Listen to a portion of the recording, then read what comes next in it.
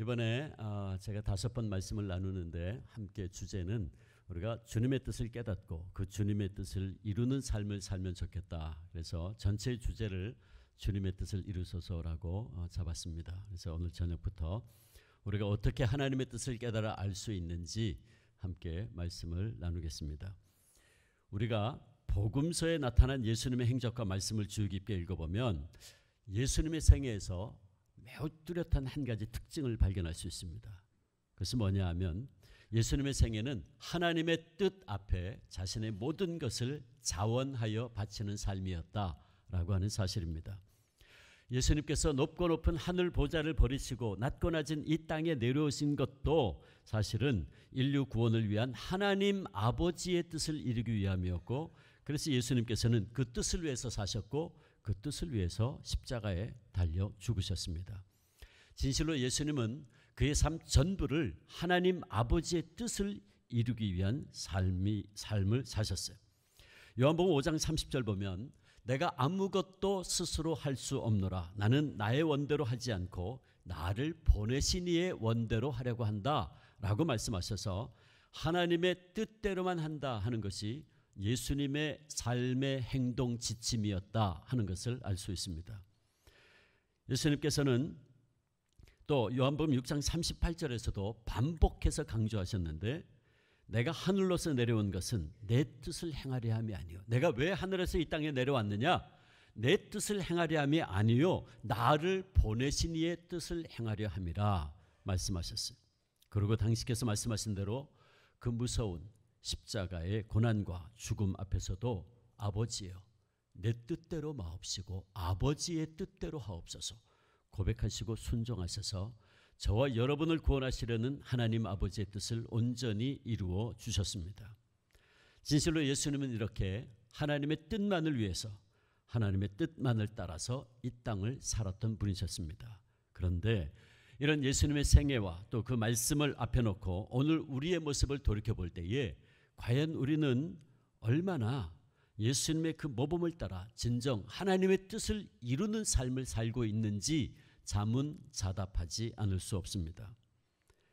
그래서 오늘 우리는 본문 말씀을 통해서 이 예수님의 본을 따라 하나님의 뜻을 이루기 위해 살다가 마침내 승리의 면류관을 썼던 한 신앙의 선배의 모습을 생각해 보면서 우리에게 주시는 하나님 아버지의 음성을 듣기를 원합니다. 오늘 우리가 읽은 말씀은 사도 바울이 그의 세 번째 전도 여행을 할 때에 일어났던 사건을 배경으로 하고 있습니다. 바울은 여러 곳을 다니면서 복음을 전했는데 그중에서도 특별히 소아시아 지역, 오늘날 터키 지역이죠. 거기에서 많은 사역을 했어요. 특별히 에베소라고 하는 곳에서 약 3년 반 동안 머물면서 복음을 전했는데 그때에 이제 함께 신앙생활하던 에베소 교인들과 함께 가슴 아픈 작별을 하고 바울은 예루살렘을 향한 그의 마지막 순례의 발걸음을 옮기게 됩니다. 에베소 교인과 헤어진 바울은 여러 곳을 거쳐서 마침내 두로라고 하는 곳에 도착을 하는데 거기에 보면 바울이 거기서 일주일 머물게 되는데 거기에서도 주님의 일행을 맞이하는 바울의 일행을 맞이하는 주의 제자들이 있었다라고 기록하고 있어요. 근데 오늘 4절 말씀 보면 이 두로의 제자들이 성령님의 감동으로 바울이 예루살렘 가는 것을 만류하고 나섭니다. 그들은 성령님을 통해서 바울이 이제 예루살렘에 올라가면 큰 고난당할 것을 알게 되었던 것 같습니다. 그래서 가지 말라고 간곡히 권면을 합니다. 그러나 바울은 그들의 간곡한 만류를 뿌리치고 또 한 번의 가슴 아픈 작별을 하고 예루살렘을 향해 올라가죠. 그리고 바울 일행이 가이사랴 빌립보 지역에 도착을 하는데 거기서 그들은 초대교회 7 집사 중에 한 사람이었던 빌립 집사 집에 잠시 유하면서 교제를 나누게 됩니다. 그 당시 빌립은 딸이 넷이 있었는데 그 딸 넷과 함께 사마리아 지역의 복음 전도 사역을 감당하고 있었습니다. 그런데 바울 일행이 이렇게 빌립 집사 집에서 함께 교제를 나누고 있는데 유대로부터 한 선지자가 내려옵니다. 아가보라고 하는 이름의 그 선지자가 내려와서 바울이 예루살렘에서 당할 고난을 아주 극적으로 드라마틱하게 예언을 합니다. 그는 바울의 띠를 가지고 자기의 손과 발을 잡아매고 자, 이 띠 임자가 이제 예루살렘에 올라가면 이렇게 결박당할 것입니다 라고 하는 예언을 해요.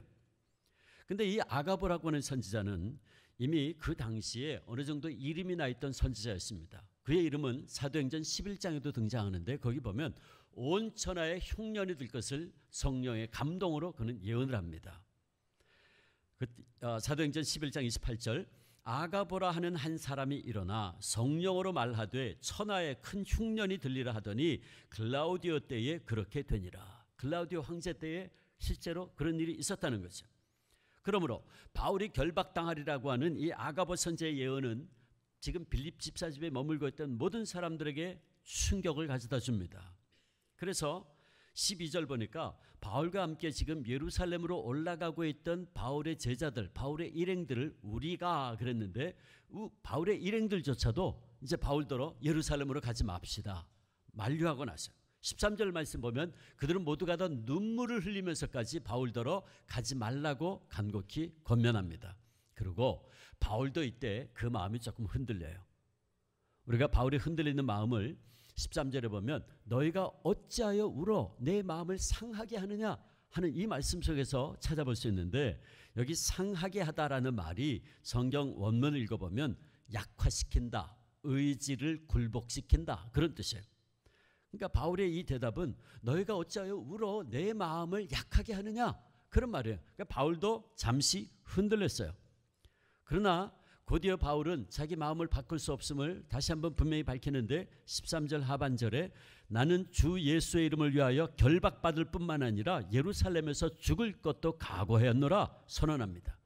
내가 지금 가는 길은 하나님의 뜻에 의해서 주 예수의 이름을 위해서 가는 길이므로 그 누구도 그 무엇도 이 길을 막을 수 없다는 것이죠. 여기서 우리는 많은 사랑하는 사람들의 만류와 눈물을 뿌리치고 자신을 향한 하나님의 뜻만이 이루어질 것을 고백하면서 환난과 결박이 기다리고 있는 예루살렘을 향해 올라가는 한 위대한 신앙의 선배의 모습을 보게 됩니다. 우리가 사도행전을 계속해서 읽어보면 이제부터 바울에게는 성령님이 가르쳐 주신 대로 고통과 시련의 날이 이어지는 걸 볼 수 있어요. 우리가 본문을 계속 읽어보면 사도행전 21장 뒷부분에 가면 바울이 예루살렘으로 올라갑니다. 그런데 이방 지역을 오래 다녔다 그래서 성전 안에서 결례의 예를 행해야 된다. 그래서 바울이 성전 안에 들어가서 씻는 행위죠. 결례의 행위를 하고 있는데 유대인들이 바울을 알아봅니다. 저거 바울이다. 그래서 갑자기 유대인들이 폭도가 돼가지고 바울을 끄집어내서 바울을 때리고 바울을 죽이려고 달려듭니다. 그때에 예루살렘의 치안을 담당하고 있던 로마의 천부장이 백부장들과 부하들을 이끌고 난리가 났다는 얘기를 듣고 달려나옵니다. 그리고 폭도들에 의해서 지금 얻어맞고 있는 바울을 끄집어내서 바울의 손과 발을 쇠사슬로 묶고 로마의 병영으로 데리고 갑니다. 아가보 선지자의 예언이 그대로 이루어지고 있는 모습을 볼 수 있어요. 그러나 이 고난의 예루살렘의 길을 사도 바울은 주의 뜻대로 이루어지다 고백하며 걸어 올라갔습니다. 그것은 참으로 얼마나 눈물겨운 순례자의 외로운 길이었는지 모르죠. 그러나 그는 그것이 바로 우리 주님 예수 그리스도께서 걸어가신 길임을 알았고 그러기에 그도 주님 가신 그 길을 따라 올라갔던 것입니다. 여러분, 예수님이 어떤 길을 가셨습니까? 예수님도 자기의 죽음을 알면서 예루살렘으로 올라가지 않으셨습니까? 누가복음 9장 51절 보면 예수께서는 승천하실 기약이 참에 예루살렘을 향하여 올라가기로 굳게 결심하시고 순환의 길을 올라가셨다고 성경은 증언하고 있어요. 마태복음 16장을 보면 예수님께서 바로 그 가이사랴 빌립보 지역을 지나가시다가 처음으로 제자들에게 당신이 왜 이 세상에 오셨는지를 분명하게 밝히신 적이 있어요. 마태복음 16장 21절 내가 이제 예루살렘에 올라가 장로들과 대제사장들과 서기관들에게 많은 고난을 받고 죽을 것이다 분명히 말씀하셨어요. 그때 예수님의 수제자였던 베드로가 뭐라 그러지요? 깜짝 놀라면서 주여 그리 마옵소서 절대로 그런 일이 있으면 안 됩니다 맞고 나섰어요. 그때 예수님께서는 그의 길을 말리는 베드로를 향해서 뭐라고 말씀하십니까? 사탄아 내 뒤로 물러가라. 네가 하나님의 일을 생각지 아니하고 사람의 일을 생각하는구나 책망하셨어요. 그리고 예수님은 우리를 구원하시려는 하나님 아버지의 뜻을 이루기 위해서 예루살렘으로 올라가셨죠. 그리고 그 예루살렘의 길은 십자가의 길, 죽음의 길이었습니다. 바로 어제 주님은 예루살렘을 향해서 그 십자가의 길을 올라가셨죠.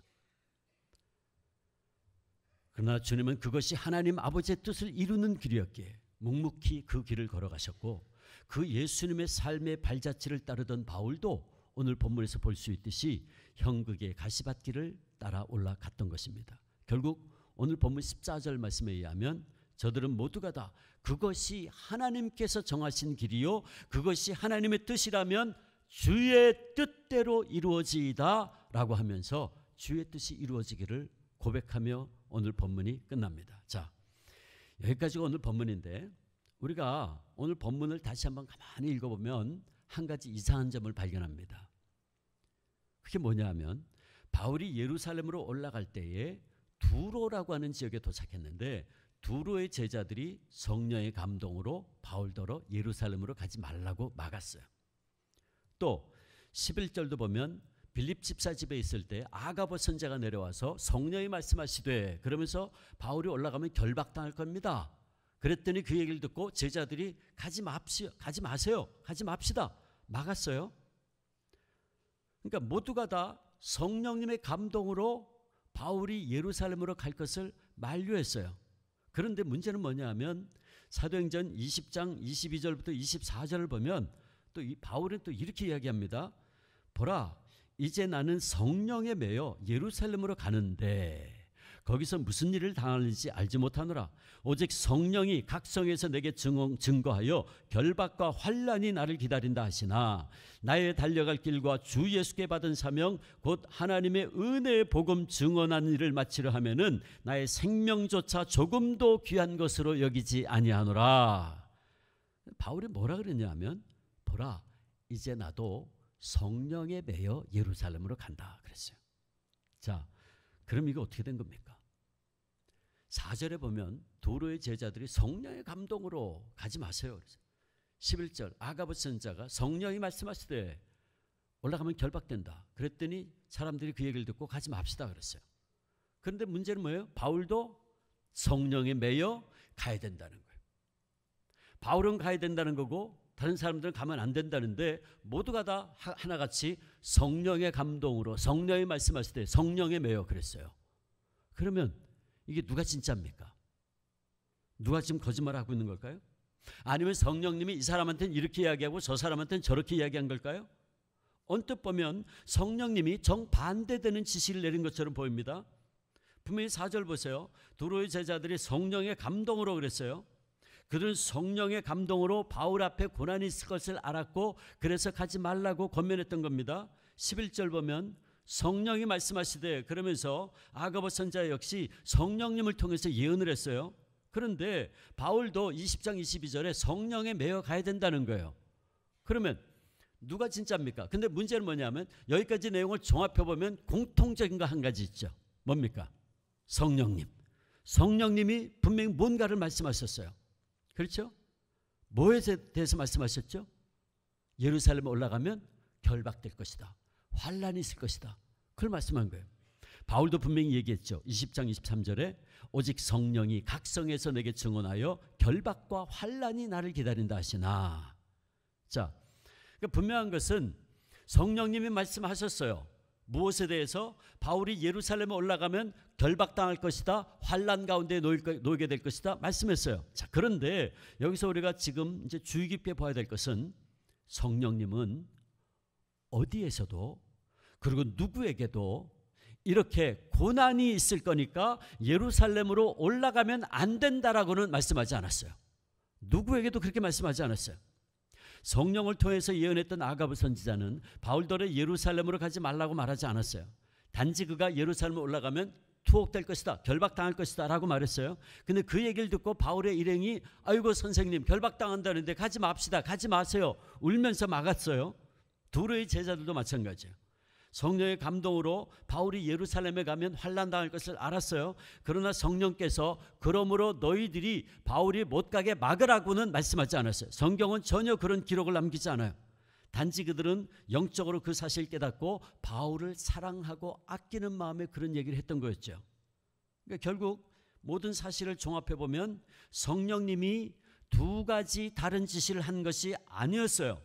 성령께서 바울과 제자들에게 바울이 예루살렘에 가면 안 된다고 말씀하신 것이 아니고 바울이 이제 예루살렘에 올라가면 결박될 것이다, 환란이 있다라고 하는 걸 말씀한 거예요. 근데 문제는 뭐냐 하면 두로의 제자들과 아가보의 예언을 들은 바울의 일행들이 그 사실을 깨닫고서 바울더러 예루살렘으로 가면 안 됩니다라고 간곡히 만류하고 나섰다는 사실이에요.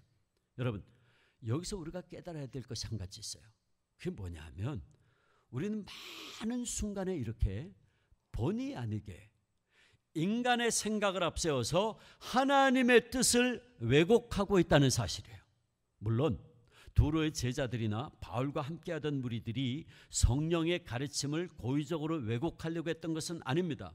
그들은 단지 바울을 너무나 사랑하고 아꼈기 때문에 성령께서 바울의 앞길에 환란이 있을 것임을 알려주시자 그만 인간적인 동기에 의해서 바울의 길을 막고 나선 거예요. 근데 여기 함정이 있어요. 여기 함정이 있어요. 그들은 바울을 사랑했어요.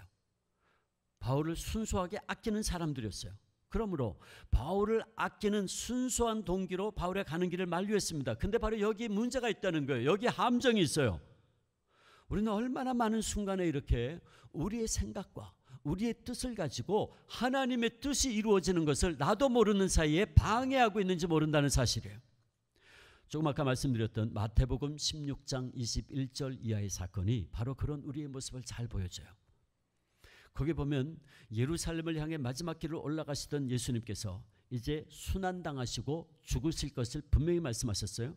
그때 주님을 누구보다도 사랑했던 베드로 펄쩍 뛰면서 주여 그리 마옵소서, 그런 일이 있으면 절대로 안 됩니다, 맞고 나섰어요.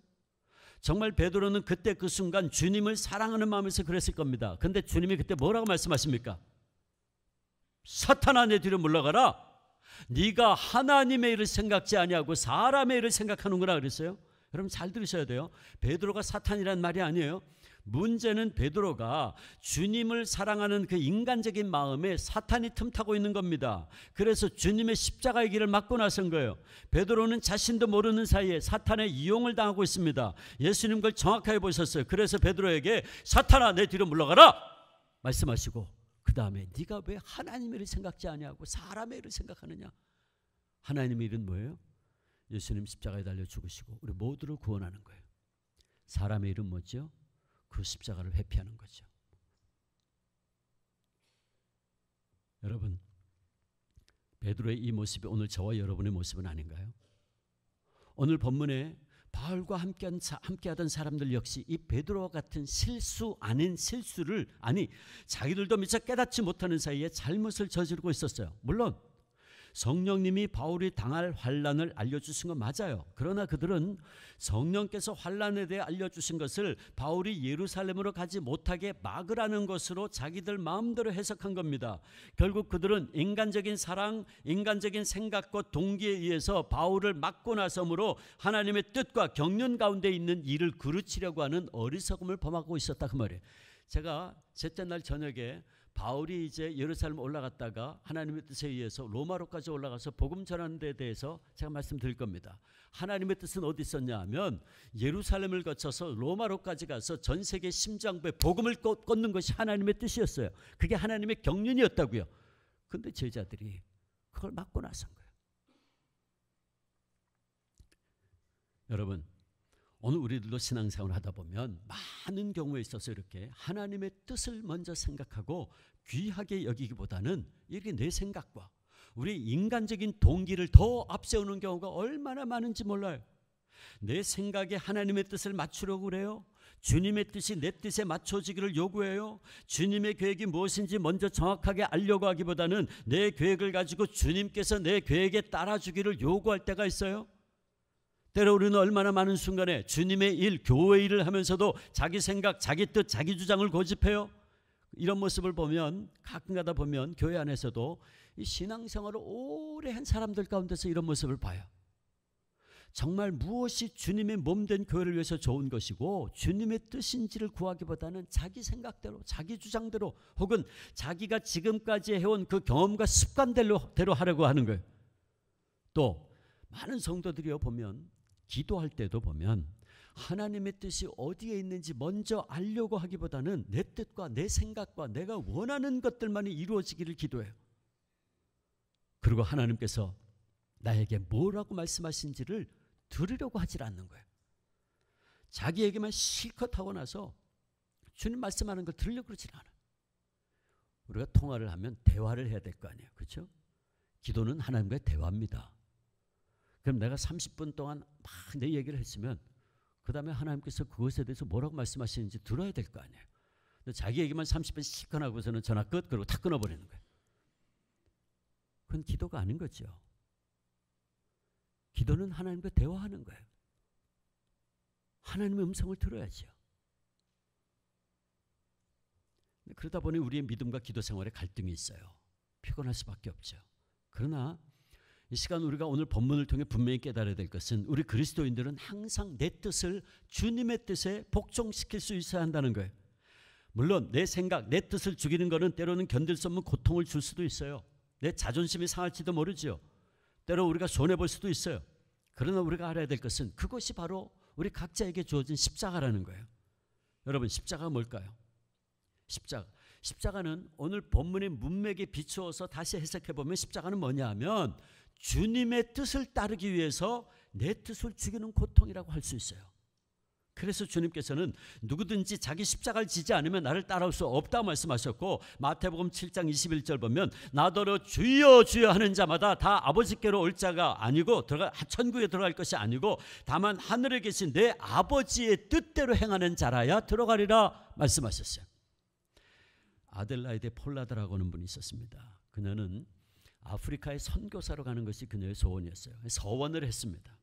그런데 그녀가 아프리카에 선교사로 가는데 필요한 이 선교 기금이 잘 마련되지 않았고 후원회가 잘 조직이 되지 않았어요. 설상가상으로 그녀는 신경계통과 정신병 계통의 병까지 얻게 됐어요. 고통과 시리 가운데 빠지게 됐죠. 마음속에 많은 불평과 원망이 쌓이기 시작했습니다. 하나님 어떻게 된 겁니까? 제가 주님을 위해서 복음을 들고 저 아프리카의 오지에 가서 복음 전하기로 하지 않았습니까? 근데 이게 뭡니까? 이제는 제 몸까지 망가졌으니 하나님 어떻게 된 겁니까? 원망하고 불평하게 됐어요. 그러다 보니까 이제 기도의 문까지 막혀버리고 말았어요. 기도가 안 되는 거예요. 그래서 하루는 기도도 제대로 못하고 있던 어느 날 자기 혼자는 기도가 안 되니까 한 작은 모임에 기도회에 참석을 하게 됩니다. 무릎을 꿇습니다. 가슴이 답답합니다. 기도가 안 되는 거예요. 그 무릎을 꿇고 있는데 문득 앞에서 한 할머니가 정말 간절히 기도하는 기도의 소리가 들려오기 시작했어요.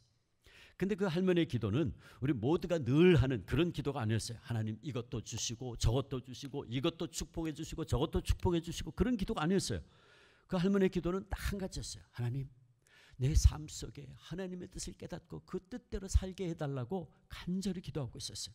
주님, 내 삶에 어떤 일이 일어나도 좋사오니 오직 주님의 뜻과 섭리만이 내 삶 속에 이루어지게 하시고 내가 그 주님의 뜻을 깨달아 살게 해달라고 간절히 기도하고 있었어요.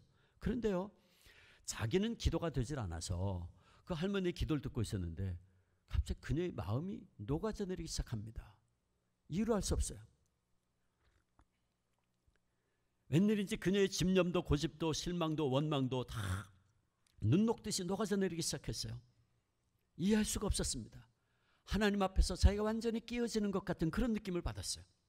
그래서 그날은 기도는 하지 못하고 그 할머니의 기도를 듣다가 집으로 돌아오게 됐어요. 집으로 돌아와서 말씀을 펼치고 묵상하기 시작합니다.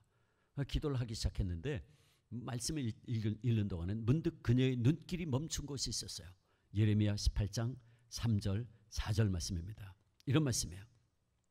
내가 토기장이의 집으로 내려가서 본즉 그가 농로로 일을 하는데 진흙으로 만든 그릇이 토기장이의 손에서 터지매 그가 그것으로 자기 의견에 좋은 대로 다른 그릇을 만들더라. 아, 그렇구나. 그 말씀을 읽는데 깨닫습니다. 그녀는 나는 진흙에 불과하구나. 나를 만들어 가시는 분은 토기장이 되시는 하나님이시구나. 그리고 더 나아가서 내 생각과 내 계획이 중요한 것이 아니라 진흙에 불과 나를 빚어서 쓸모 있는 그릇으로 만드시는 하나님의 뜻, 하나님의 계획이 더 중요한 거구나, 그 사실을 깨닫습니다. 그래서 모든 것을 다시 한번 토기장이 되시는 하나님께 쓸모없는 나를 쓸모 있는 그릇으로 날마다 순간마다 새롭게 만드시는 하나님께 다시 한번 모든 것을 맡기기로 결심을 합니다. 그러자 그녀의 마음속에는요, 전에는 느껴보지 못하던 평안함이 가슴속 깊이 스며들기 시작합니다. 그때 그녀가 한 찬송시를 쓰게 되는데, 그 찬송시가 오늘날 우리가 즐겨 부르는 주님의 뜻을 이루소서 425장입니다. 여러분 찬송 한번 펴시겠어요? 반주자 어디 갔어요? 425장. 여러분 찬송 한번 펼쳐보세요. 여러분 그 작사, 이 곡이 작사된 배경에 대해서 들었는데 제가 그 가사를 불러드릴 테니까 여러분 한번 가만히 한번 들어보세요. 425장. 425장 펼치시고 가사를 한번 가만히 들어보세요.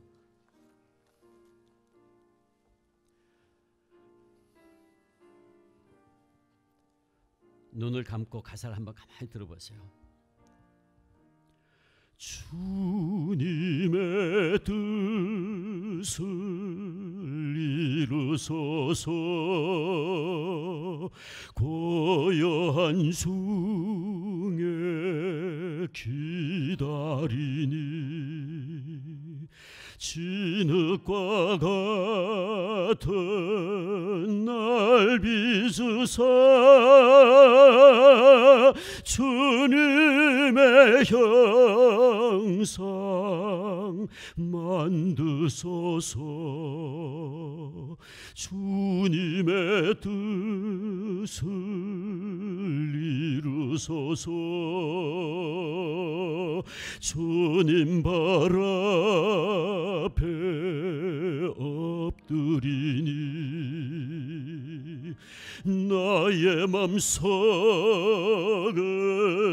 살피시사 눈보다 희게 하옵소서. 3절 4절 다 같이 해볼까요? 주님의 뜻을 이루소서 병들어 몸이 피곤할 때 권능의 손을 내게 펴사 강건케 하여 주옵소서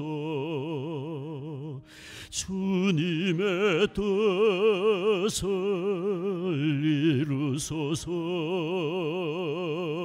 온전히 나를 주장하사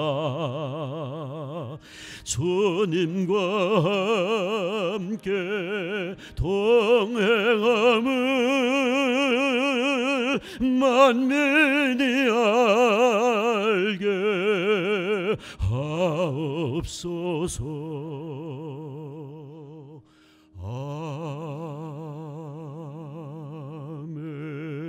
아멘.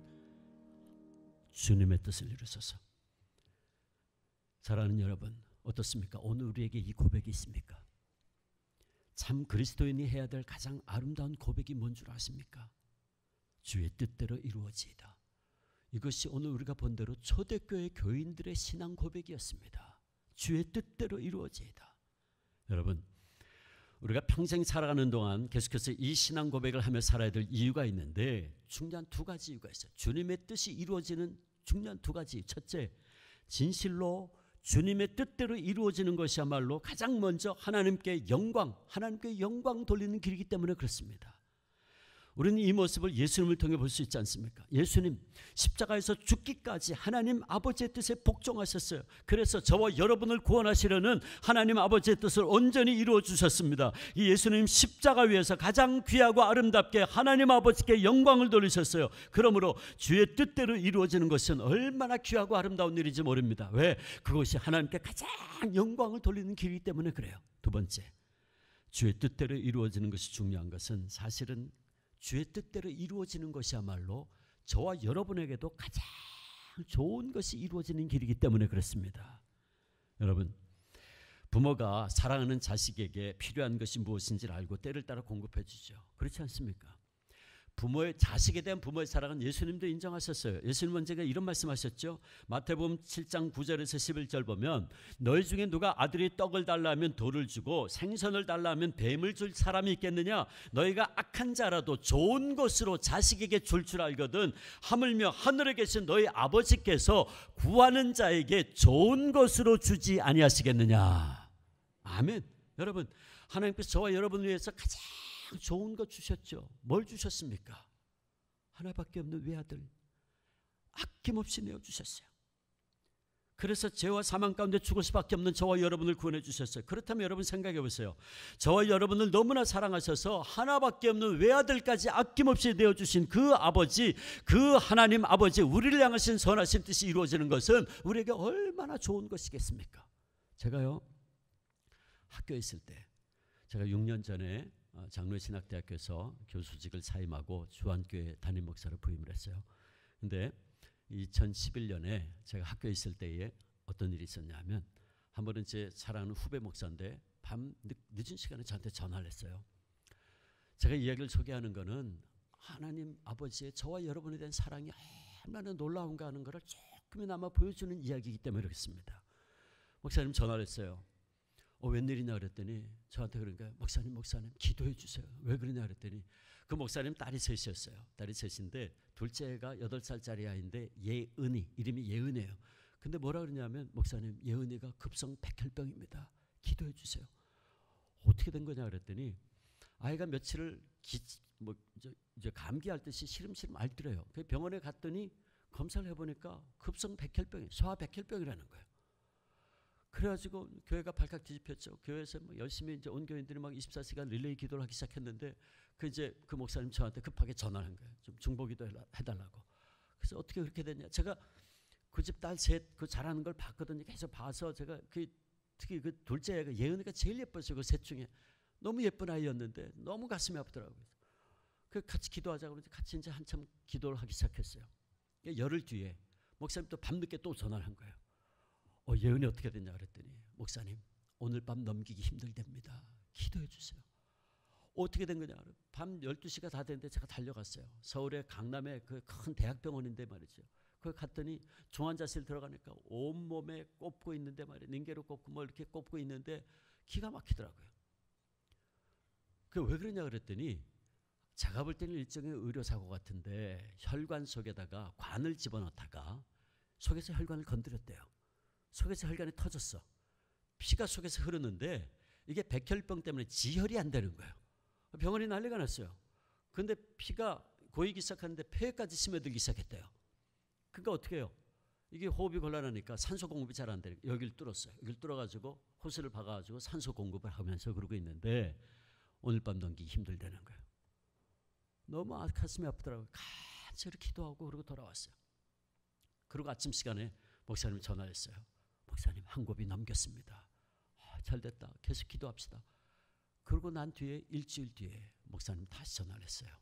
그러면서 하는 얘기가, 교수님, 우리 예은이 천국 환송 예배 인도해 주십시오.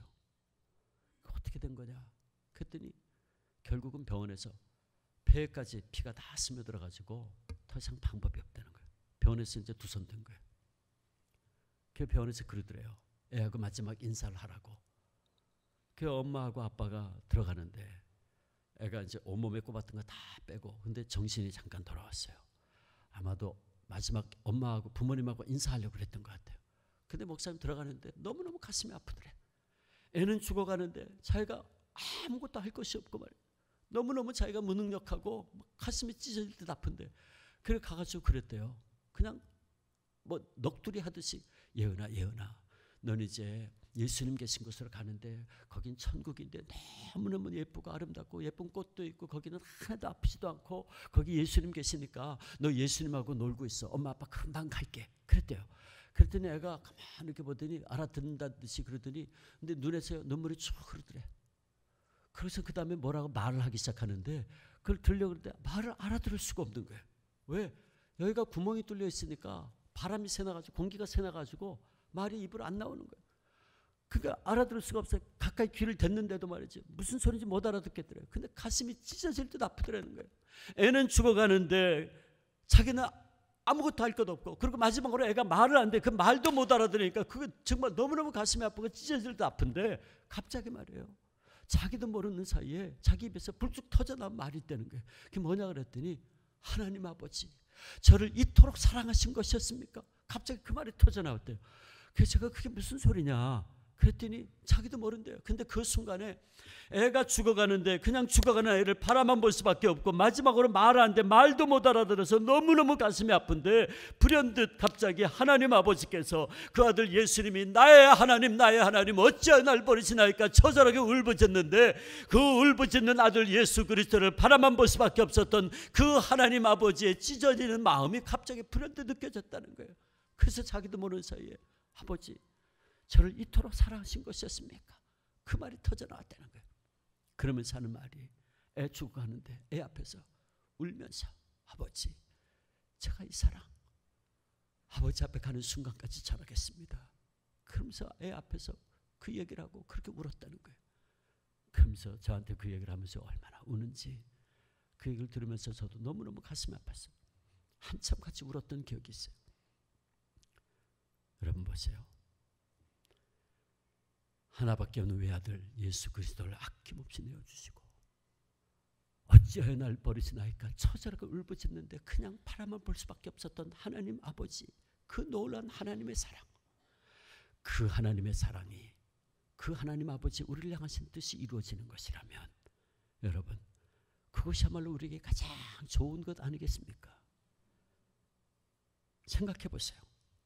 하나밖에 없는 외아들까지 주셨는데 그 이외의 것들을 왜 안 주시겠습니까? 제 얘기가 아니잖아요. 주님 말씀이잖아요. 로마서 8장 32절, 자기 아들을 아끼지 아니하시고 우리 모든 사람을 위하여 내어주신 이가 어찌 그 아들과 함께 모든 것을 우리에게 은혜로 주지 아니하시겠느냐? 아멘. 그렇습니다. 여러분, 이 귀한 사실을 깨달은 유명한 하나님의 사람 존 뉴턴이 언젠가 이런 질문을 했어요. 하나님께서 여러분에게 단 한 번만 선택할 수 있는 기회를 주신다면 여러분은 그 단 하나의 기회로 무엇을 선택하시겠습니까? 그는 스스로 이렇게 대답했어요. 만약 하나님께서 나에게 단 한 번의 선택의 기회를 주신다면 나는 하나님께서 나를 위해 그것을 선택해 줄 것을 요구하겠습니다. 왜냐하면 참으로 내가 무엇이 필요한가를 아시는 분은 하나님이시므로, 내가 나를 아는 것 이상으로 나를 아시고 내가 내 미래를 계획하는 것 이상으로 내 미래를 완벽하게 계획하고 섭리하시는 분은 단 한 분, 바로 나의 하나님이심을 알기에 나는 그 단 한 번의 선택을 하나님께 맡겨서 하나님의 뜻이 내 생애에 이루어지기를 기도하겠습니다. 그래서 여러분, 여러분의 대답은 무엇입니까? 여러분, 진실로 우리는 우리 앞길을 알지 못해요. 우리 앞에 놓여있는 2018년 무슨 일이 벌어질지 모릅니다. 우리는 많은 경우에 있어서 단 한 치 앞도 내다보지 못하는 연약한 존재들 아닙니까? 그러므로 여러분, 나를 사랑하셔서 나를 위해서 외아들까지 주신 그 하나님, 나의 그 하나님의 뜻이 내 삶 속에 이루어진다면 그건 정말 가장 좋은 것이 아니겠습니까? 그러므로 우리는 우리의 삶 속에, 우리의 가정 속에, 우리가 섬기는 교회, 이 민족에 하나님의 뜻이 이루어지기를 간구하고 소원해야 되는 거예요. 그렇다면 아마 여러분들 가운데 이런 질문이 생길 거예요. 그러면 우리가 하나님의 뜻을 어떻게 알 수 있냐고. 물론 오늘 본문이 우리가 하나님의 뜻을 어떻게 알 수 있느냐고에 대해서 말씀하지 않아요. 그런데 만약에 여러분들이 저에게 주목사, 당신은 하나님의 뜻을 어떻게 발견할 수 있어? 라고 물어보신다면 저는 늘 세 가지를 통해서 하나님의 뜻을 추구합니다. 첫째, 여러분, 저와 여러분을 하신 하나님의 뜻이 어딘 줄 아세요? 여기 있습니다. 여기 있어요. 저와 여러분을 향하신 하나님의 뜻은 바로 여기에 담겨 있어요. 하나님의 뜻, 성경 말씀 속에 담겨 있어요. 성경에는요, 하나님의 뜻은 이것이라는 말씀이 얼마나 많은지 몰라요. 요한복음 6장 40절, 하나님의 뜻은 이것이니 그 아들 예수 그리스도를 보고 믿는 자마다 영생을 얻는 이것이니라. 데살로니가전서 4장 3절, 하나님의 뜻은 이것이니 곧 너희의 거룩함이라. 데살로니가전서 5장 16절 18절, 항상 기뻐하라, 쉬지 말고 기도하라, 범사에 감사하라, 이는 그리스도 예수 안에서 너희를 향하신 하나님의 뜻이니라. 하나님의 뜻이니라. 성경에는요, 얼마나 이 말씀이 많은지 몰라요. 그러므로 우리는 나를 향하신, 우리 가정을 향하신 하나님의 뜻을 알려면 무엇보다 이 말씀을 펼쳐야 돼요. 하나님의 말씀 펼쳐야 돼요. 시편 기자가 그래서 시편 143편 8절에서 이렇게 고백했죠. 아침에 나로 주의 인자하신 말씀을 듣게 하소서. 내가 주를 의뢰함이니이다. 나의 다닐 길을 알게 하소서. 내가 내 영혼을 주께 받듬이니이다. 그랬어요. 아침에 주의 인자하신 말씀을 듣게 하소서. 나의 다닐 길을 알게 하소서. 그랬어요. 여러분, 우리는 이 말씀을 통해서 나의 갈 길을 알 수 있고 나를 향하신 하나님 아버지의 뜻을 알 수 있다 그 말이에요. 그래서 시편 기자가 시편 119편 5절에서 하나님의 말씀은 내 발의 등이요 내 길의 빛이라 그렇게 고백한 거예요. 이 어두운 세상 살아가는데, 캄캄한 세상 살아가는데 우리를 인도하는 빛이고 등이 하나님의 말씀이다 말이에요. 그러므로 여러분, 문제 가운데 있습니까? 그 문제를 향한 하나님의 뜻이 무엇인지 몰라서 고통스러워하는 분이 있습니까? 그렇다면 탄식하기 전에, 원망하기 전에 얼마나 먼저 무릎 꿇어 하나님 말씀 펼치고 기도하면서 하나님의 뜻이 무엇인지를 추구해 보셨습니까? 우리가 하나님, 나를 향하신 하나님의 뜻을 깨달아 알려면 그러므로 무엇보다 말씀 앞에 지속적으로 기도하면서 무릎 꿇어야 돼요. 근데 가끔 가다 보면 이런 분들이 있어요. 평소에는 기도도 안 하고 말씀도 읽지 않다가 꼭 문제가 터지면 아이고 하나님. 근데 그럴 때는요, 하나님이 말씀하셔도 알아듣지를 못해요. 왜? 내 인생의 주파수가 주님께 맞춰져 있지 않고 세상에 맞춰져 있기 때문에 주님이 말씀하셔도 깨닫지도 못해요. 어떤 부흥사 목사님이 이런 말씀한 것 같아요. 어떤 사람이요, 평소에 기도도 하나도 안 하고 성경도 안 읽다가 갑자기 아마 연말 연초가 된 것 같은데, 이제 나는 새해에 나도 이제 아침에 딱 일어나면 첫 번째 들어오는 말씀 딱 펼치고 그 말씀대로 살 거야 라고 결심을 했다 그러죠. 그래가지고 그 다음날 아침이 됐어요. 이 사람이, 하나님 제가 오늘 어떻게 살까요? 제가 그걸 알기 위해서 이제 말씀을 펼치겠습니다. 제가 첫 번째 주신 말씀 가지고 제가 오늘 살겠습니다. 그러고 성경을 딱 펼쳤어요. 거기 보니까 마태복음 27장 5절 말씀이에요. 거기 딱 보니까 가롯 유다가 스스로 목매어 죽으니라 그랬어요. 아니 재수 깨기 뭐야 이거? 아니, 나더러 죽으라는 거야 이거? 하나님 이거 아니죠? 이거 아니죠? 다시 펼칩니다. 분명히 말씀해 주세요. 그것도 딱 펼쳤어요. 이번엔 누가복음 15장 37절 딱 보니까 가서 너도 이와 같이 하라. 그렇게 되는 거예요. 이게 정말 재수 없게 이거 뭐야 이거? 에이 3세번 하나님 이거 분명히 말씀해 주세요. 3세번입니다. 3세번. 그리고 또 딱 펼쳤어요.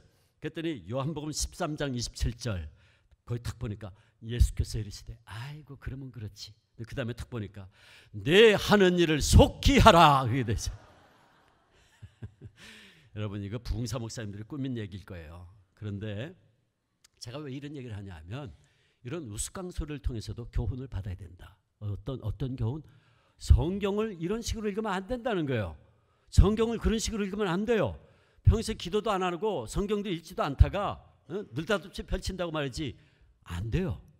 그래서 늘 새벽 기도가 참 중요합니다. 늘 말씀 읽고 기도하는 게 참 중요해요. 새벽 기도 습관. 그리고 아침에 뭐 새벽 기도 못 나면 혼자 경건의 시간을 갖는 거, 콰이트 타임 갖는 게 되게 중요한 거예요.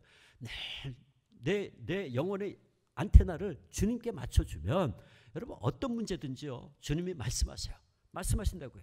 새벽 기도에 말씀을 통해 말씀하시든지, 내가 아침에 경건의 시간 갈 때 말씀하시든지, 주일 목사님 설교를 통해 말씀하시든지 반드시 하나님께서요 이 말씀을 통해 우리에게 당신의 뜻을 계시해 주실 줄 믿습니다. 그 다음에 우리가 이 말씀을 통해 하나님의 뜻을 깨달았으면 두 번째 우리가 봐야 될 것이 뭐냐면 주변에 돌아가는 환경을 잘 살펴야 돼요. 왜냐하면 하나님께서 많은 경우에 있어서요 우리의 환경을 통해서 당신의 뜻을 보여주시고 인도하시기 때문에 그렇습니다. 그러므로 우리는 때때로 나를 둘러싼 환경이 내가 이런 결정을 내려도 좋을 만한 환경으로 되어져 가고 있는지를 살필 수 있어야 돼요. 우리가 처한 상황을 잘 살피는 영적인 분별력이 있어야 된다. 사도행전 16장 보면 아시아에서 복음을 전하려고 무던히도 노력하고 있는 바울을 봐요. 그런데 길이 자꾸 막혀요. 아시아로 가려고 하는데 모든 것이 여의치가 않아요. 바울이 답답해하죠. 하나님 왜 이랬습니까? 근데 결국 하나님께서 아시아로 갈 수 있는 모든 환경의 문을 다 닫아버리고 마게도니아로 인도합니다. 그래서 최초의 유럽으로 가서 유럽 빌립보 교회를 개척하게 만들었어요. 결국 우리가 하나님의 뜻을 발견하는 데서 중요한 건 뭐냐면 두 번째 요소는 내 삶에 돌아가는 주변의 환경을 잘 살필 수 있어야 돼요. 그 다음에 세 번째 한 가지 더, 우리가 그 일이 주님의 뜻인 줄 알고 결정을 했을 때에 세 번째 봐야 될 게 뭐냐면 내 심령 속에 주님 주시는 평강이 있느냐 없느냐를 살펴야 돼요. 골로새 3장 15절 그리스도의 평강이 너희 마음을 주장하게 하라 그랬어요. 그리스도의 평강이 너희 마음을 주장하게 하라. 그러니까 하나님의 뜻은 우리 그리스도인들이 평강의 삶을 누리는 거예요. 우리가 어떤 일을 결정하는 데 있어서 그것이 하나님의 뜻에 합당하면 우리의 마음속에는 주님 주시는 평강이 깃들게 되어 있어요. 조금 아까 우리 목사님들 불렀던 시편 23편 말씀 말이에요. 그가 나를 푸른 초장에 누이시며 쉴 만한 물가로 인도하시는도다 그랬어요. 이 말씀 뭐예요? 하나님께서 우리를 푸른 초장으로 누이시고 쉴 만한 물가로 인도하기를 원하시지 싸움과 다툼과 갈등이 있는 곳으로 인도하시지 않아요. 싸움과 다툼과 갈등이 있는 건 뭐냐면 내가 욕심을 따라서 그곳에 가기 때문에 그런 일들이 벌어지는 거예요. 주님은 쉴 만한 물가로 잔잔한 물가로 푸른 초장으로 우리를 인도하신단 말이에요. 그러므로 우리가 주님의 인도하심을 따라 어떤 일을 결정했다면 분명히 우리의 심령 속에 주님 주시는 평강이 깃들게 되어 있어요. 그 말은 뒤집어서 해석해 보면 내가 어떤 일을 결정을 했는데 계속해서 뭔가 불안해요. 뭔가가 찝찝해. 그러면 그건 다시 생각해 보셔야 돼요. 내가 내 욕심을 따라 결정했을 확률이 있습니다. 그리고 지금까지 말씀드린 이 세 가지는 기도하는 가운데 말씀 묵상하고 주변의 환경 잘 살피고 주님 주시는 평강이 내 심령 속에 있느냐 없느냐 이 세 가지는 동시에 함께 맞아떨어져야 돼요. 그럴 때에 그것은 크게 하나님의 뜻에서 벗어나지 않게 될 겁니다. 그리고 우리가 그대로 순종할 때 때로는 하나님 이거 내가 원했던 거 아닌데요. 내가 생각했던 거 아닌데요. 그럼에도 불구하고 내 뜻을 내려놓고 그 하나님 보여주신 뜻에 순종하면 결국에는 하나님께서요. 내가 원했던 것보다 더 좋은 것으로 채워주시더라고요. 저는 그걸 여러 번 봤어요. 여러 번 경험했어요. 그게 마침내 합력해서 선을 이루는 역사가 이루어지는 것을 저는 저희 집안의 역사를 통해서도 언젠가 너무나도 분명하게 한번 깨달았습니다. 그래서 지금부터 제가 좀 저희 집안의 간증을 좀 하겠습니다. 제가 저희 집에는 순교자가 두 분이에요. 소개해 준 대로 저희 할아버님 주기철 목사님 일제시대 때 신사참배 반대하시다가 감옥에서 순교하셨고 또 한 분은 저희 아버님들이 사형제였어요. 주기철 목사님 아들만 사형제였는데 제일 큰 아버님 영자 진짜 주영진 전도사님 해방 후에 평양 근교에 있는 긴제라는 곳에서 긴제교회 약 500명 출석하는 교회 담임 목회하다가 김일성 끝까지 반대하다가 6.25 터지자마자 산채로 끌려가서 생매장돼서 순교하셨어요. 대를 이어 순교했습니다. 어렸을 때부터 할아버지 얘기 또 저희 아버님들 고생했던 얘기들을 참 많이 듣고 자랐어요. 저는 셋째 아들의 아들입니다. 근데 언젠가 한 번은 제가 사춘기에 접어들었을 때였던 것 같아요. 제 마음속에요. 한 가지 풀리지 않는 질문이 딱 생겼습니다. 근데 그 질문이 저를 오랫동안 괴롭혔어요. 그 질문이 뭐냐 하면 할아버지는 믿음을 지키고 순교하심으로 순교의 멸류관을 썼지만 엄밀하게 말하면 가족은 그로 말미암아 버림받은 거 아닌가. 가족들은 버림받았더라고요.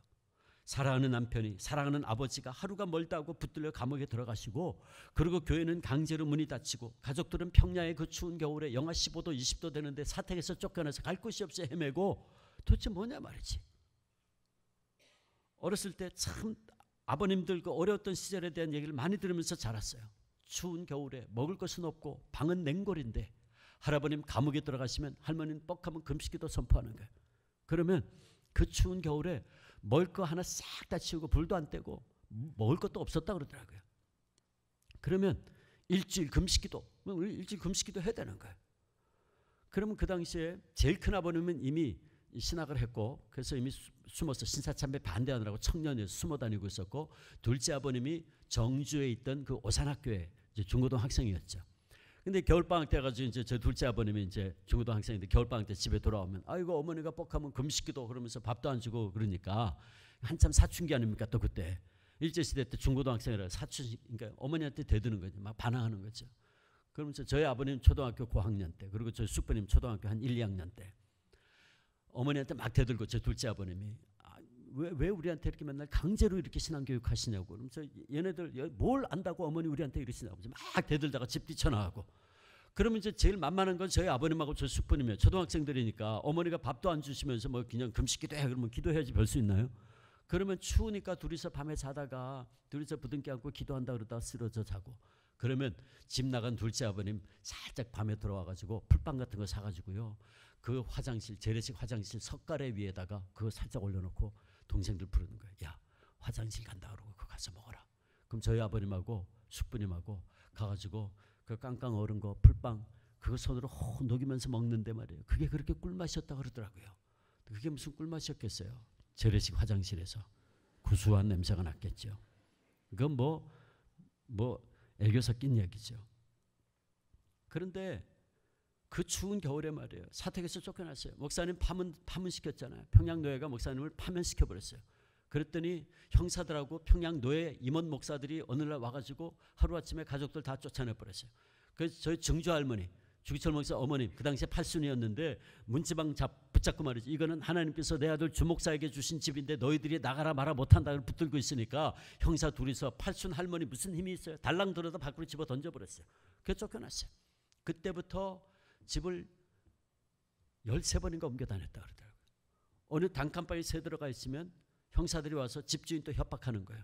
너도 감옥 갈래? 그럼 어떻게 해요? 나가주세요. 나가주세요. 나중에는 받아주는 데가 없어가지고 그 추운 겨울에 바깥에 거적대에 깔고 있었던 적이 여러 번 있었다 그러더라고요. 비참했어요. 그리고 저희 아버님들 얘기가 어렸을 때는 생각하고 싶지도 않다. 그냥 굶었다는 생각밖에 안 들고 찌긋찌긋했다 그러더라고요.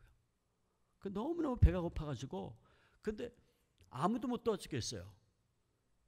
목사님 가족이 어느 사택에 이제 뭐 단칸방에 새 들어 있다는 거 이제 교인들이 알고 혹은 장로님들이 알고 생활비라도 주든지 뭐 음식이라도 주다가 걸리면 장로님들도 끌려가지고 일주일 동안 얻어맞고 감옥살이하고 고문당하는 거예요. 아무도 못 도와주겠어요. 제가 서울의 강남의 소망교회에서 제가 학교 있을 때 협동목사를 7년을 했었습니다. 근데 그때 처음 제가 협동목사를 부임했을 때에 권사회에서 거기 뭐 권사님들이 몇천 명이니까 좀 집회를 해달라 그랬어요. 가서 이제 집회를 했어요. 제가 이 간증을 했어요. 그랬더니 끝나고 난 다음에 나오는데 그때 벌써 한 85세는 넘으셨겠더라고요. 한 노 권사님이 제 손을 붙잡고 그렇게 우시는 거예요. 너무 하염없이 웃어요. 왜 이렇게 우시냐 그랬더니 당신이 어렸을 때 아버지 심부름을 했는데 무슨 심부름을 했냐 하면 목사님 가족 그 목사님 댁에 어디 지금 단칸방에 새 들어있다는 거 알고서는 오재미 자루에다가 강냉이 넣은 거를 어른들은 도와주다가 잡히면 또 감옥 가니까 애들 시켰는데 애들이 많이 가져갈 수도 없죠. 금방 들키니까. 그러니까 오재미 자루에다가 옥수수 좀 집어넣어가지고 가다가 그 담벼락으로 집어 던지고 도망가고 그랬다는 거예요. 그래서 저희 아버님 얘기가 아침에 일어나서 마당에 뭐라도 이렇게 떨어져 있으면 강냉이라도 조금 떨어져 있으면 그날은 강냉이 죽이라도 먹는 날이고 없으면 굶어야 된다 하루 종일. 근데 그 권사님이 당신 아버지 심부름을 그 일을 했었다면서 제 손을 붙잡고 그렇게 우시더라고요. 저 그런 분들 직접 만났어요.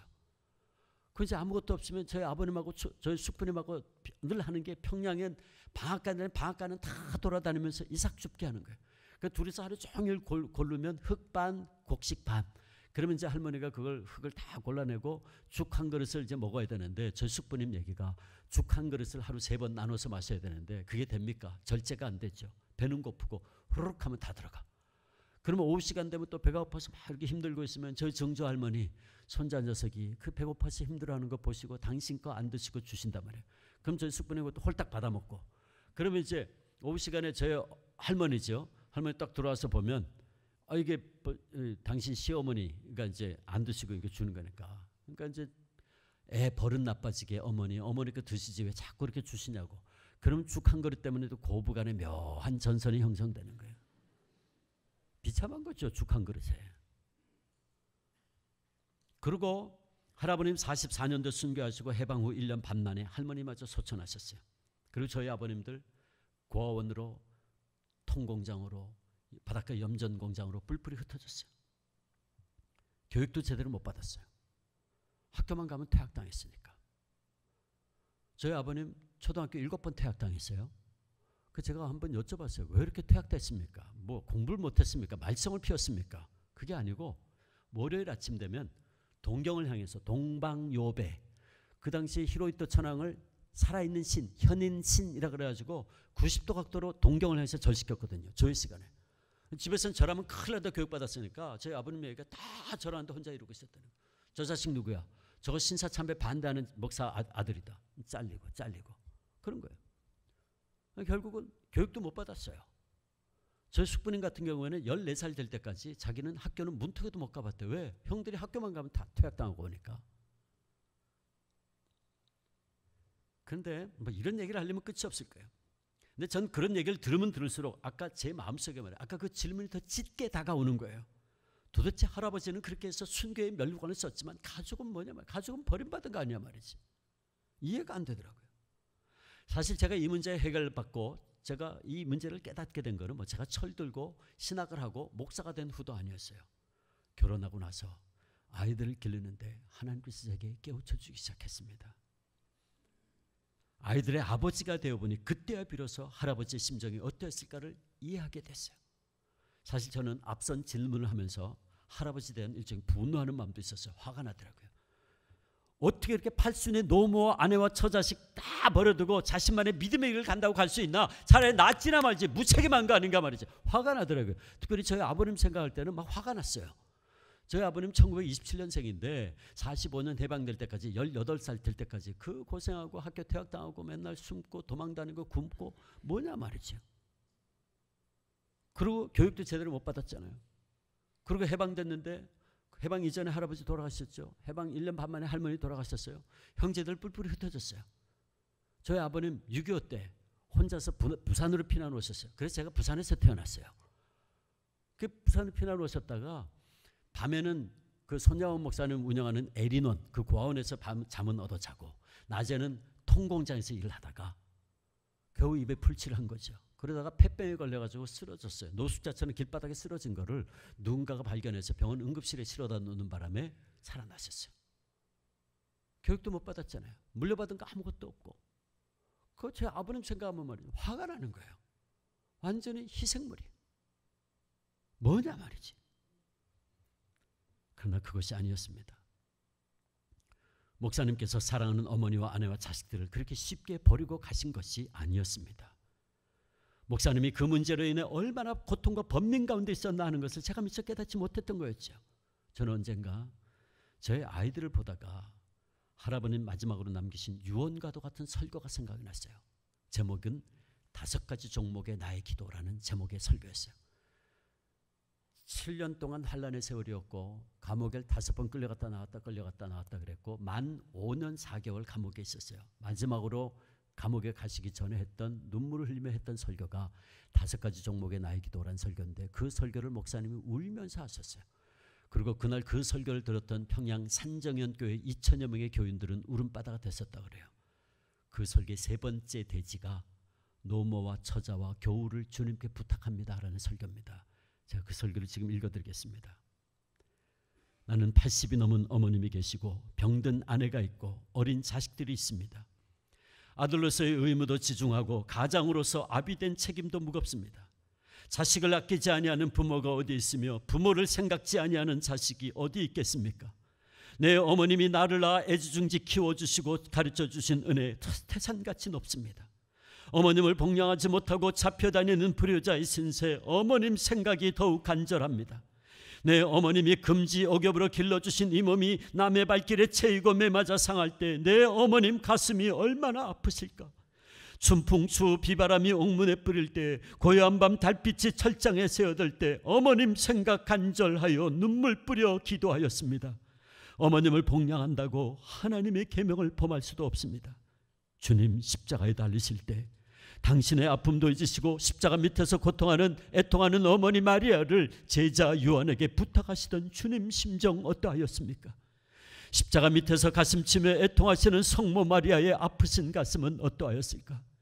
당신 어머님을 요한에게 부탁하신 주님께 내 어머님도 부탁합니다. 불효한 이 자식의 복양보다 무소불능하신 주님께 내 어머님을 부탁하고 나는 주님의 자취를 따라가렵니다. 연약한 나를 붙들어 주옵소서. 사랑하는 나의 어머님을 80이 넘어 늙으신 내 어머님을 자비하신 주님께 부탁합니다. 남편이 아내를 사랑하고 아내가 남편을 연모하는 것은 인지상정입니다. 내 아내는 병약한 사람으로 일생을 내게 바쳤지만 나는 남편 된 의무를 못합니다. 병약한 아내를 버려두고 잡혀다니는 이 내 마음 또한 애처롭습니다. 주님께서 당신의 신부 되시는 어린 교회를 뒤에 두고 골고다로 나가시는 심정이 어떠하셨습니까? 병든 내 아내도 주님께 부탁하고 불초이 내 몸은 주님의 자취, 주님의 눈물 자취를 따라가렵니다. 연약한 나를 붙들어 주옵소서. 세상에 제 자식을 돌보지 않는 자 어디 있으며 자기 아버지를 의지하지 아니하는 자식이 어디 있겠습니까? 나도 4명의 아들이 있고 그 중에는 어린 것도 있습니다. 아버지로서 자식을 키우고 가르칠 의무를 다하지 못하고 우는 어린 것들 뒤에 두고 잡혀다니는 마음 또한 애처롭기 그지없습니다. 아버지가 나라의 역적으로 잡혀 죽으면 그 자식들이 어디서 어떻게 살 수 있겠습니까? 짐승도 제 새끼를 사랑하거늘 어린 자식 되어두고 죽음의 길을 떠나야 하는 이내 마음 끝없이 비참합니다. 주님 십자가를 지시기 전날 밤에 당신의 자식 같은 제자들을 앞에 모으시고 위로하시는 말씀 한마디 한마디가 눈물 어린 말씀이었고 교훈하시는 말씀이 피 끓는 소리였습니다. 어린 자식과 같은 연약한 제자들을 뒤에 두고 십자가에 달리시는 주님의 마음 어떠하였을까? 연약한 제자들을 뒤에 두고 골고다로 향하신 주님께 나의 자식을 부탁합니다. 어미 죽은 어린 자식들을 주님 품에 부탁합니다. 나에게는 주님께서 맡기신 양떼, 나의 사랑하는 교우들이 있습니다. 그런데 나는 저들을, 내 양떼들을 뒤에 두고 다시는 돌아오지 못할 길을 떠나야 합니다. 험한 세대, 악한 세상, 이리 때 가운데 내 양들을 두고 가야 합니다. 맡기나이다, 맡기나이다. 내 양들을 대목자장 되시는 예수님의 손에 맡깁니다. 나의 어머님도 주님께 부탁합니다. 나의 병든 아내도 주님의 손에 부탁하는 것이 이 못난 사람의 도움보다 좋을 줄 압니다. 나의 어린 자식들을 자비하신 주님의 품에 두는 것이 변변치 못한 아비의 손으로 기르는 것보다 복될 줄로 믿습니다. 나의 양떼도 선한 목자 주님께 부탁합니다. 병들고 상한 자를 주님이 싸매어 주시고 길 잃고 헤매는 자를 주님 손수 인도하여 주시고 낙심하고 범죄한 자를 주님의 보혈로 사유하여 주시옵소서. 악하고 험한 세상에 양떼를 두고 가는 이내 마음 참아 못할 일입니다. 저들이 사망의 음침한 골짜기를 지날 때에 주님 지켜 주시옵소서. 나의 늙으신 어머님과 나의 병든 아내를 주님께 부탁하고 나의 어린 자식들과 나의 사랑하는 양떼들을 자비하신 주님께 부탁합니다.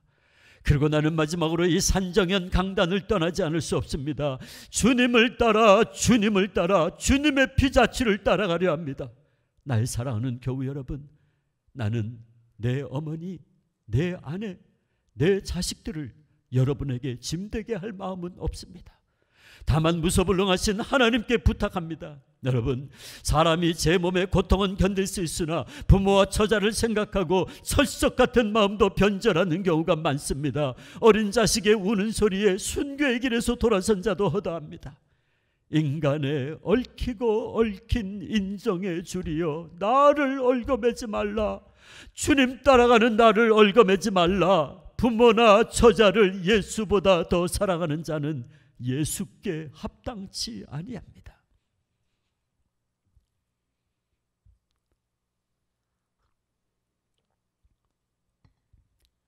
산성교회 성도 여러분, 저는 그분의 이 설교를, 저의 가족들을 바라볼 때 비로소 이 설교가 얼마나 피 맺힌 설교였는가 하는 것을 제가 조금이나마 깨닫습니다. 그리고 제가 이제 와서 너무나도 분명하게 깨닫는 게 있어요.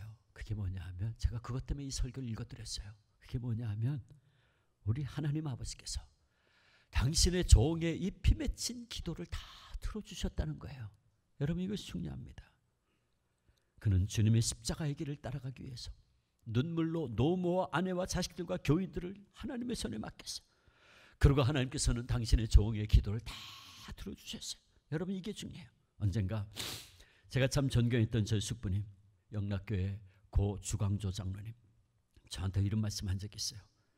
당신이 그 어려운 상황 속에서 오늘까지 이런 것은 정말 하나님의 보호하심과 은총이 아니었으면 이루어질 수 없었다고. 아버지는 순교하시고 해방 후 어머니마저 돌아가신 후에 누구 하나 돌봐주는 사람이 없었대요. 그래서 어린 형제들 뿔뿔이 흩어졌어요. 고아원으로, 통공장으로, 염전공장으로 다 흩어졌어요. 그리고 6개월 겪었어요. 얼마나 고생을 했는지 저희 숙부님 2번 자살을 시도했었다고 그러더라고요. 여러분, 스스로 목숨을 끊고자 하는 사람의 그 비참한 심정을 아시겠습니까?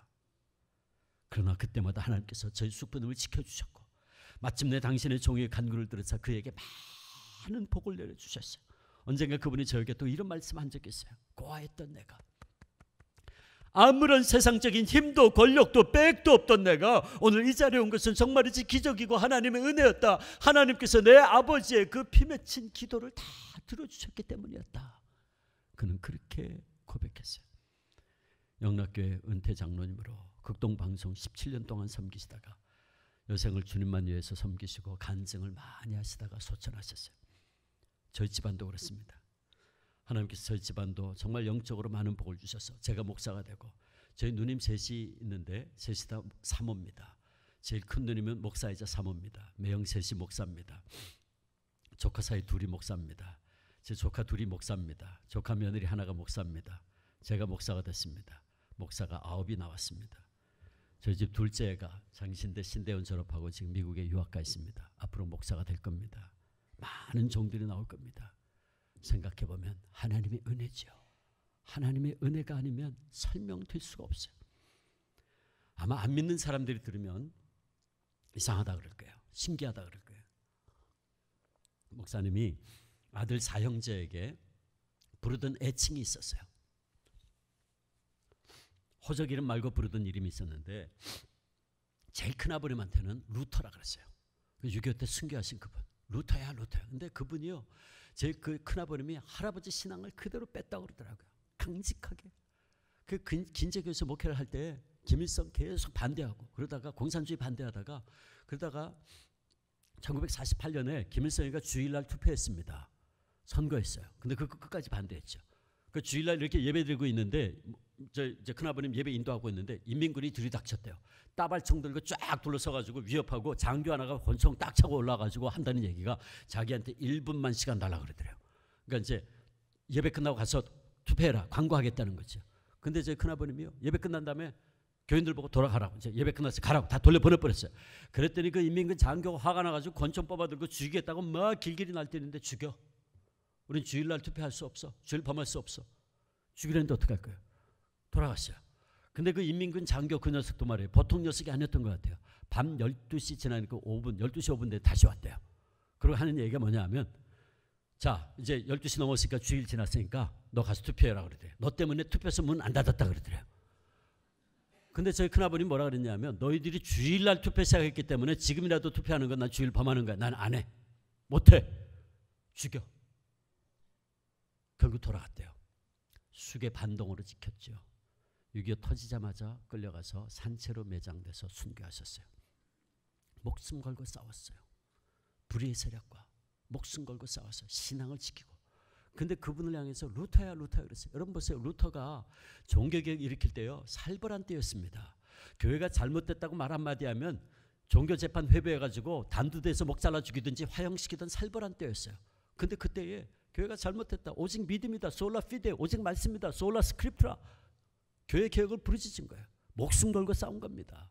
근데 그 큰아버님한테 루터야 루터야 그랬어요. 저 둘째 아버님. 그 일제시대 때 한참 중고등학교 다니면서 갈등 많이 하고 힘들었던 둘째 아버님. 그분한테는 어거스틴이라고 이름을 붙였어요. 어거스틴. 근데요, 저희 아버님들이요, 한때 한 10년 동안 교회를 다 떠났었습니다. 상처가 심해가지고요. 특히 한국 교회에 받은 그 상처가 많았어요. 그 둘째 아버님이 그 상처가 제일 많았어요. 그래서 그분이 제일 늦게 돌아오셨어요. 근데 어거스틴이요, 나이 30이 넘도록 방탕한 삶을 살다가 늦게 회개하고 돌아왔거든요. 근데 그 아버님한테 어거스틴이라고 그랬어요. 근데 제가 그분을 잊을 수가 없어요. 왜냐하면 제가 34년 전에 35년 전에 제가 목사 한 수 받을 때 말이에요. 저희 집에 제일 어른이니까 제가 이제 목사 한 수 받아야 됩니다 그랬더니 그분이 목사 한 수 반대하셨어요. 저를 목사 되지 말라 그랬어요. 그럼 왜 그러시냐 그랬더니 저한테 그때 뭐라 그러셨냐면, 야 목사님 이해하세요? 너 이 세상에서 사랑 얘기 제일 많이 하면서 사랑 제일 없는 인간들 누군지 아냐? 그 목사들이다. 근데 그분이 그렇게 말하는 데는 이유가 있어요. 그럴 수밖에 없는, 저희 아버님들이 목사님들한테 상처를 받았어요. 왜 그러냐면 한국교회 상처받았단 말이 그 말이에요. 아무것도 배운 것도 없어요. 물려받은 것도 없어요. 뿔뿔이 흩어졌어요. 살 길이 막막해. 누굴 찾아갔을까요? 아버지 친구들 찾아간 거예요. 아버지 친구들 다 목사님들. 그런데 6.25 때 말이에요. 부산 하나 남겨놓고 다 떨어졌는데 그때 목사님들도 삶이 힘들었잖아요. 그 숟가락 하나 더 올려놓는다는 게 쉽지 않죠. 목사님들도 굶고 있었는데 6.25 때 말이에요. 근데 어쨌든 거절당한 게 저희 아버님들한테는 상처였어요. 위선자들 이렇게 된 거예요. 그래서 제가 이제 나중에 안수 받았어요. 그리고 다시 인사 갔죠. 제일 어른이니까 제 목사 됐습니다. 그랬더니 그분이 저한테 그래 승종아, 내가 너한테 네가 목사 됐으니까 내가 꼭 한마디만 하고 싶다. 뭡니까? 그랬더니 위선자 되지 마라. 위선자 되지 마라. 네가 가르친 대로, 네가 설교한 대로 네가 먼저 살아. 위선자 되지 마. 제가요 그 얘기를 가슴판에 새기고 있어요. 근데 제가 가끔가다 그분 생각하면 제가 참 가슴이 아파요. 제가 가르친 대로, 제가 설교한 대로 100% 못 살거든요. 제가 그 둘째 아버님 생각하면 가슴이 아파. 근데 그분은 어거스틴이라고 그랬어요. 어거스틴. 그 저희 아버님한테는요 사무엘이라. 사무엘은 사사시대에서 왕정시대를 이었던 중요한 역할이었던 선지자의 제사장의 사사였어요. 사무엘의 손에서 사울 왕이 기름 부음 받고 다윗이 기름 받았어요. 그런데 참 놀랍죠. 첫째, 둘째, 넷째 아들을 통해서는 목사가 하나도 안 나왔어요. 그 사무엘 셋째 아들을 통해서 목사가 9이 나온 거예요. 영적인 계보가 이어졌어요. 놀라운 거죠. 사무엘. 그리고 저희 아버님이 늘 그랬대요. 어렸을 때부터. 아빠 이 다음에 난 크면 목사 될래. 그리고 저희 할아버지도 저희 아버님한테 그래. 영자 해자인데 영희야 네가 목사 되면 참 좋겠다. 그리고 저희 할머니도 그래 영희야 네가 목사 되면 난 늙어서 너하고 같이 살랜다. 늘 그렇게 말씀하셨대요. 근데 그 셋째 아들을 통해서 목사가 9이 나온 거예요. 그리고 저희 숙부님한테는 다윗이라고 불렀어요. 다윗. 이스라엘 역사상 가장 창대케 되었던 그 시절 그 다윗. 그는 정말 창대케 되는 복을 받았어요. 극동시설, 극동도시가스, 극동건설에서 CEO로 일하고 물질적인 복을 많이 받았어요. 창대케 되는 복을 받았어요. 제가 나중에 알았지만 나중에 극동방송에서 한 15년 동안 당신이 60대 되네 은퇴를 하셨어요. 근데 저한테 언젠가 그러시더라고요.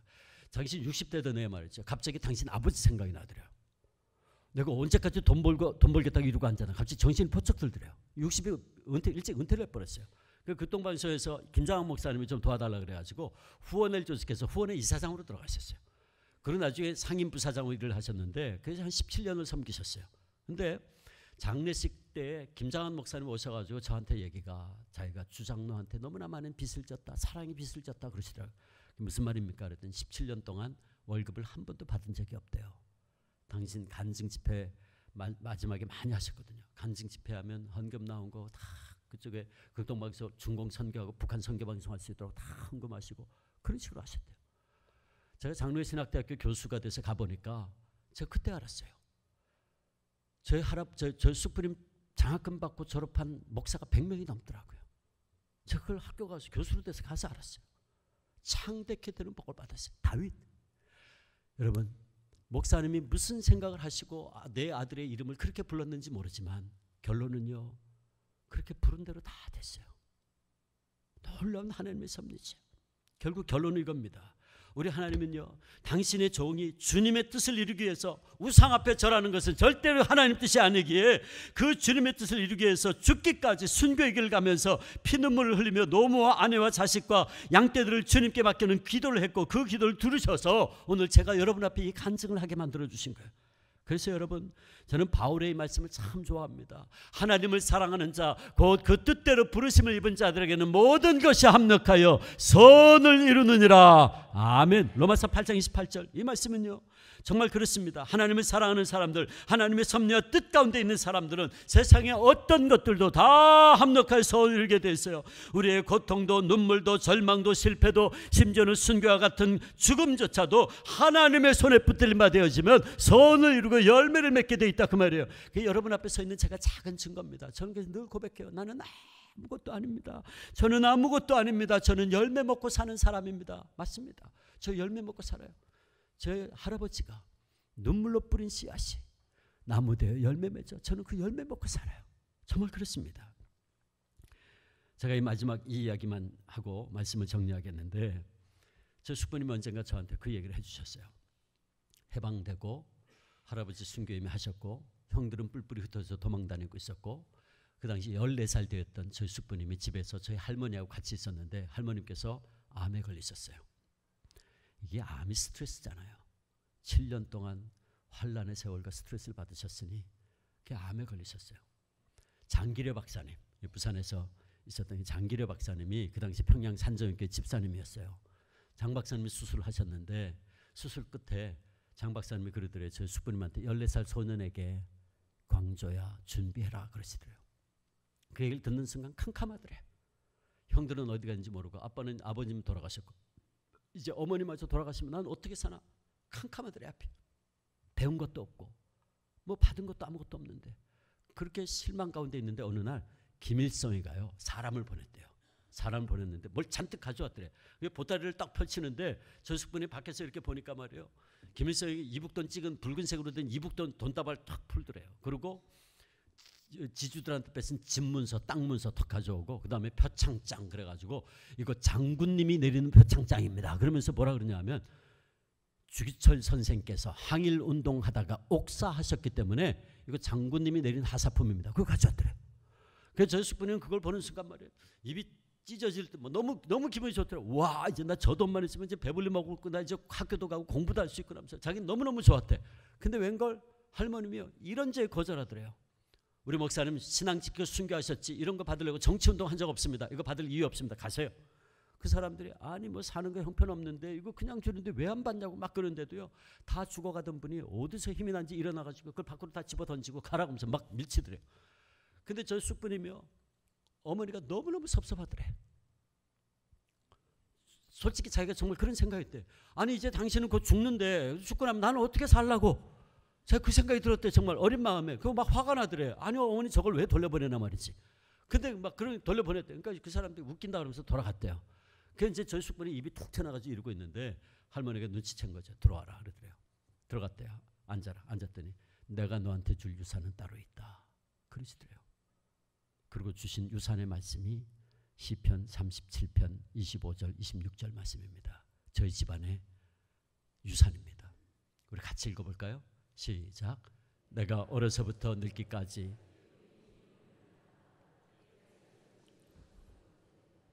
그는 종일토록 은혜를 베풀고 꾸어주니 그의 자손이 복을 받는도다. 아멘. 이 말씀이 내가 너한테 주는 유산이다. 저 숙부님이요. 할머님 돌아가시고 난 다음에 일사후퇴 때 할머님 주신 그 유산 성경 한 권 달랑 들고 내려오셨어요. 그러고 의인의 자손이 걸식함을 보지 못하였도다. 꾸어주고 베풀어주는 삶을 살겠다. 그 유산의 말씀대로 베풀고 꾸어주는 삶을 살게 하나님이 역사하셨어요. 여러분 그렇습니다. 사랑하는 산성교회 성도 여러분, 여러분의 삶 속에 여러분의 가정에 여러분의 일터에 자녀들에게 혹시 문제가 있습니까? 주님께 맡기세요. 여러분의 삶이 주님의 뜻 안에서 복된 삶이 되기를 소원하세요. 나를 향하신 주님의 뜻이 무엇인지 늘 말씀 가운데 깨닫고 그 뜻에 순종하세요. 다 맡기세요. 여러분 자녀들도 주님께 온전히 들으세요. 여러분 가정 주님께 맡기세요. 모든 것 합력하여 선을 이루시는 주님께 나머지 모든 것 책임지시고 인도해 주실 겁니다. 맡기세요. 너희는 먼저 그의 나라와 그의 의를 구하라. 그리하면 모든 것을 너희에게 더하시리라. 아멘. 약속의 말씀입니다. 바라기는 올 한 해 아니 우리 평생 하나님의 뜻대로 살고자 하는 저와 여러분의 삶을 우리의 가정을 우리의 자손들을 우리가 섬기는 교회를 하나님 지키시고 합력하여 선을 이룬 역사를 이루어 주시기를 주님의 이름으로 축원합니다. 우리 이 시간 같이 통성으로 기도하겠습니다.